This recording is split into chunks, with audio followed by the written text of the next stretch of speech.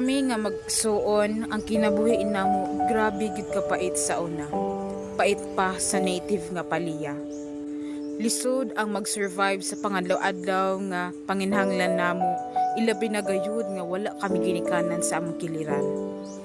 Ako nga ate nila nga dili gid ko pwede nga magpakita sa ila nga kapoy kayo akong lawas. Ilabi na gayud ang trabaho nako, mamaligyaw magulay-gulay, mga lubi, mga kakaon sa padiraa, aron na alang gid mi makaon masustento sa among pagadlaw-adlaw nga panginhanglan.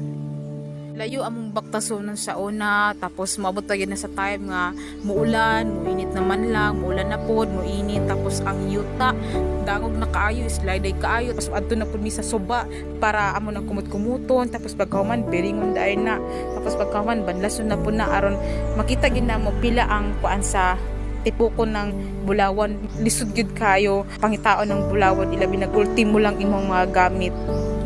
Ang pinakalisod pag gid ana is laliman ka 50 pesos, kanang 50 pesos hinuon sa una dako na pero kanang 50 pesos iguon yun na mo na sa kami nga tulo nga mag-isuon sa kaadlaw kas ara mi makakaon okay na kaayo na. Pero abi ninyo no, ang labang makagagahom wala gid mi niya pasagdi. Niabot gid sa time nga niduol sa ako babae, nagngalan ni siya si Madam Sis, na siya gi-offer sa ako ug wa jud ko nagduha-duha nga ako jud tong kwaon. Karon murag nakita gyud sab nako nga ay kani murag siguro bagay ko ani muto nang ampo ko sa Ginoo nga Lord unta tabangan ko nimo ani nga ma-survive na ako ni makabot na ako ni siguro Lord diri na akong paminaw nga mag-angat na gid among kinabuhi.